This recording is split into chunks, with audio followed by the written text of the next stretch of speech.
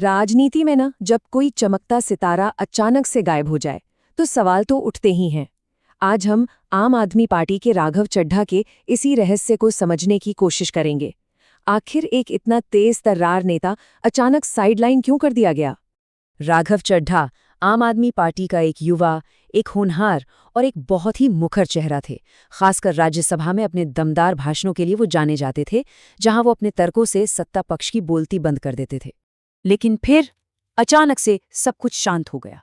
इस दमदार आवाज को उन्हीं की पार्टी ने खामोश कर दिया, और ये एक ऐसा कदम था जिसने दिल्ली की सियासत में हलचल मचा दी। तो आखिर ये राघव चड्ढा हैं कौन? देखिए, वो आम आदमी पार्टी का एक बहुत ही होनहार, एक युवा चेहरा माने जाते थे। राज्यसभा में अपने रिसर्च भरे और तीखे भाषणों के लिए वो काफी मशहूर थे। इतना ही नहीं, उन्हें पार्टी प्रमुख अरविंद केजरीवाल का भरोसेमंद और पर्दे के पीछे का हीरो भी माना जाता था, जिन्होंने कई बड़े मुद्दों पर सरकार को घेरा था। ये बदलाव कितना बड़ा था जरा समझिए। पहले वो राज्यसभा में पार्टी के उपनेता थे, जो कि एक बहुत ही जरूरी पद होता है, और अब वो सिर्फ एक सांसद हैं। मतलब सारी की सारी बड़ी जिम्मेदारियां उनसे ले ली गईं।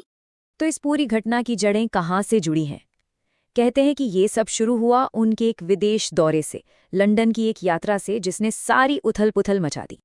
आखिर वो कौन सी चिंगारी थी जिसने इस पूरे मामले को इतनी हवा दे दी?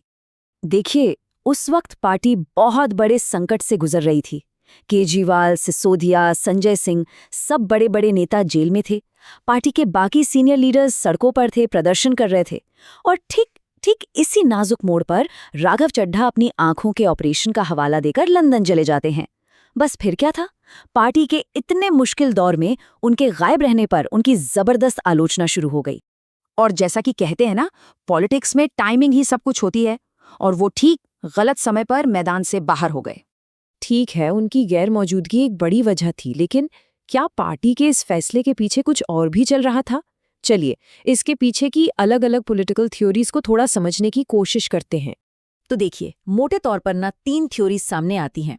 पहली, पार्टी के अंदर ही पावर स्ट्रगल, मतलब संजय सिंह और आतिशी का बढ़ता हुआ कद।